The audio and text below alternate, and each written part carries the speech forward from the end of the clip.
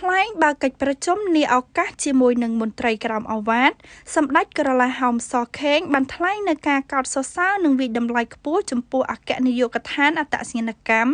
ដែលបានធ្វើបច្ចុប្បន្នភាពពាក់ព័ន្ធនឹងការងារអត្តសញ្ញាណប័ណ្ណដែលផុតសុពលភាពសម្ដេចក្រឡាហោមសខេងបានមានប្រសាសន៍លើកឡើងថាអាស្រ័យដោយមានការចាំបាច់សម្ដេចក៏បានស្នើបើកិច្ចប្រជុំនាថ្ងៃនេះដើម្បីស្ដាប់របាយការណ៍និងរកដំណោះស្រាយប្រសិនបើមានបញ្ហាប្រឈមទាក់ទងនឹងការផុតសុពលភាពអត្តសញ្ញាណប័ណ្ណស្របពេលគណៈកម្មាធិការជាតិរៀបចំការបោះឆ្នោតកំពុងដំណើរការចុះឈ្មោះបោះឆ្នោត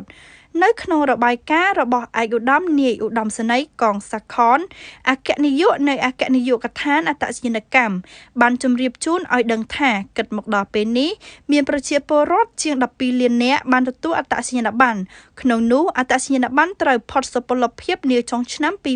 2022មានជាង80,000នាក់ខណៈជាមធ្យមបានផ្ដល់អត្តសញ្ញាណប័ណ្ណជូនប្រជាពលរដ្ឋប្រមាណ3,000នាក់ក្នុងមួយថ្ងៃឯកឧត្តមនាយឧត្តមសេនីយ៍ក៏បានទាញការកត់សម្គាល់ដែរថាក្នុងចំនួនអត្តសញ្ញាណប័ណ្ណផុតសុពលភាពអាចបន្តកើនដល់ច្រើនជាង1លាននាក់បើគិតដល់ខែកក្កដាឆ្នាំ2023និងក្នុងចំណោមប្រជាពលរដ្ឋមានអត្តសញ្ញាណប័ណ្ណត្រូវផុតសុពលភាពនាពេលខាងមុខនោះមួយចំនួនបានទទួលមរណភាពមួយចំនួនជាប់ពន្ធនាគារនិងមួយចំនួនធំបានធ្វើចំណាក់ស្រុកឯកឧត្តមនាយឧត្តមសេនីយ៍អគ្គនាយកបានជម្រាបជូនបន្តទៀតថា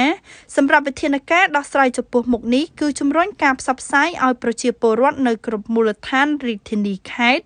ក្រុងស្រុក